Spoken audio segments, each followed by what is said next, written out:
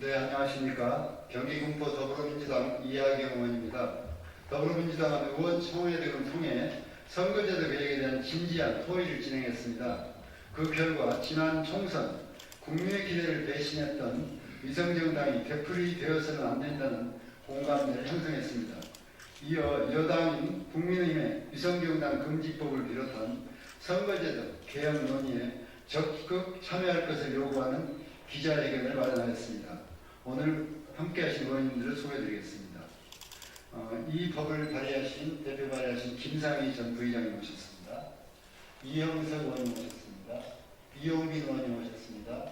강민정 의원님 오셨습니다. 김두관 의원님 오셨습니다. 문영배 의원님 오셨습니다. 그러면 김상희 의원님 모두 발언 겸 기자회견을 하겠습니다.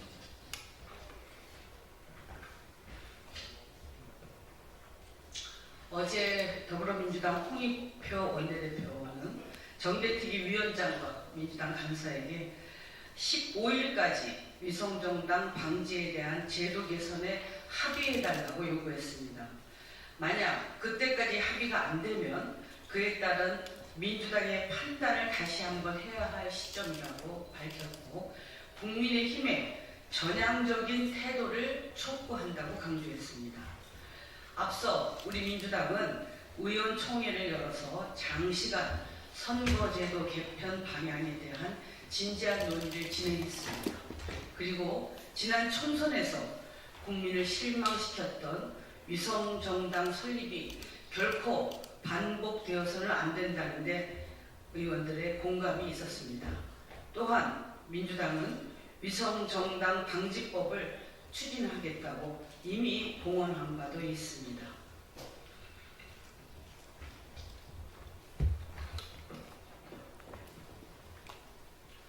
이제 여당인 국민의힘이 답해야 합니다. 그러나 국민의힘은 백리병 회기를 언급하며 현행 선거제도가 유지될 경우 위성정당을 다시 설립할 의향을 내비치고 있습니다. 이처럼 선거제도 개혁에 대한 국민의힘 입장 어디에도 진정으로 국민이 바라는 정치 개혁은 없습니다.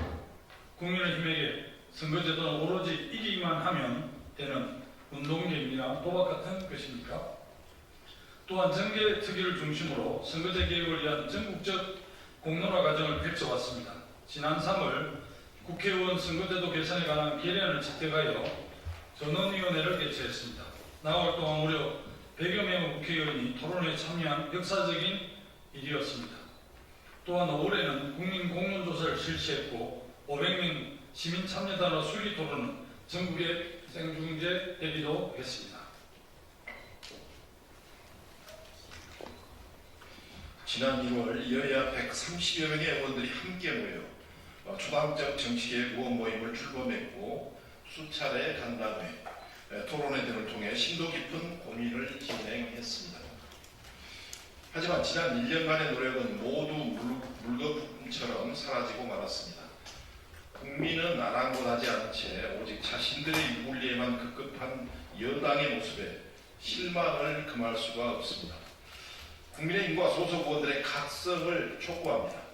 특별한 성과는 내지 못하더라도 국민들이 극도로 혐오했던 위성정당만은 금지시켜야 하지 않겠습니까?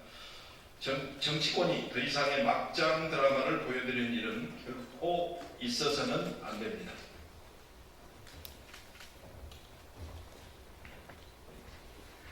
(2020년) 총선 후에 국민들께서 바라는 정치개혁 제1과제는 바로 위성정당을 만들어서는 안 된다는 것이었습니다. 국민들은 위성정당에 대해서 두 번은 용납하지 않으실 것입니다. 최근 실시된 여론조사 결과 위성정당 금지법에 찬성하는 의견이 53.7%로 반대인 31.5%보다 훨씬 높은 것으로 나타났습니다. 뿐만 아니라 준연동형 비례제를 합헌으로 결정한 헌법재판소 역시 위성정당의 설립을 방지하는 제도적 장치가 필요하다라고 지적한 바가 있습니다. 국민의힘은 이런 목소리에 귀 기울여서 정계특위에서 적극적으로 위성정당 방지법 논의에 나설 것을 강력하게 촉구합니다. 아울러 오늘 기자회견에 참석하고 연명한 더불어민주당 의원들은 이 같은 요구를 국민의힘 김기현 대표와 윤재옥 원내대표에게 전달하고 위성정당 방지법 통과를 위해 최선을 다하겠습니다. 2023년 12월 8일 이상입니다. 네, 이 서명에는 모두 76명, 76명의 국회의원님들이 민주당 국회의원님들이 참여하셨습니다. 네, 이상으로 감사드립니다.